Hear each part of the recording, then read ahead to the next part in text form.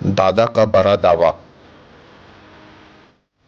मिथुन चक्रवर्ती का बड़ा दावा, बीजेपी बनाने वाली है सरकार। मिथुन चक्रवर्ती ने कहा, ममता दीदी आपकी सरकार जाने वाली है।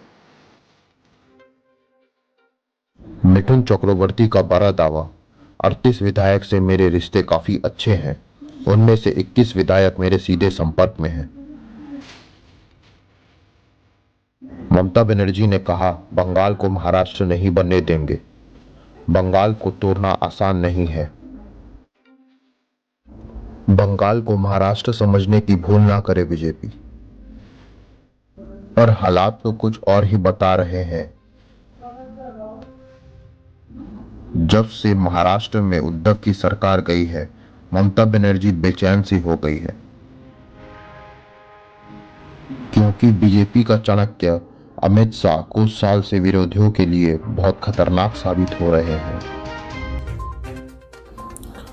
कहते हैं बीजेपी जहां बहुमत में रहती है वहां सरकार बनाती है, लेकिन जहां बहुमत में नहीं रहती वहां जरूर सरकार बनाती है, जो कि हम सब पिछले कुछ वर्षों में देख चुके हैं। कहते हैं अमित शाह बीजेपी के अध्यक्ष तो हैं, लेकिन इससे ज्यादा नरेंद्र मोदी के सेनापति हैं, साथी हैं, सलाहकार हैं। कहते हैं सियासत में सबसे पंगा लेना, लेकिन बीजेपी के चाणक्य अमित शाह से नहीं, क्योंकि उनसे पंगा लेने वालों की कुछ सालों से बुरे दिन ही चल रहे हैं। बताते हैं अमित शाह पीएम मोदी के आंख, कान और जुबान है। नरेंद्र मोदी देखते हैं तो अमित शाह के आंखों से, सुनते हैं तो अमित शाह के कानों से, और कुछ बोलना हो तो अमित शाह की जुबान से ही बोला करते हैं। बंगाल अमित शाह और नरेंद्र मोदी दोनों का ही स्वप्न है। और जब से बीजेपी 2021 के विधानसभा इलेक्शन में हारी है, तब से बीजेपी के चाणक्य अमित शाह बंगाल को लेकर गंभीर हो चुके हैं।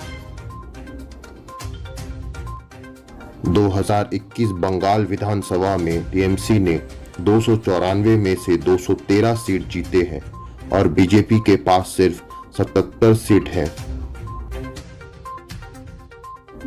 और जैसा मिथुन चक्रवर्ती का कहना है, अगर 38 विधायक बीजेपी में आ गए तो बीजेपी की संख्या 115 होगी, जो बहुमत से 32 सीट कम है। यानी बंगाल में महाराष्ट्र की तरह सरकार गिरानी है तो बीजेपी को 70 विधायकों की जरूरत पड़ेगी। यह सब देख नजर में आता है कि बंगाल में यानी टीएमसी में अभी सब कुछ ठीक नहीं है, और ऐसे में ममता बनर्जी के तरफ से क्या रिएक्शन आता है, इसका इंतजार करना होगा।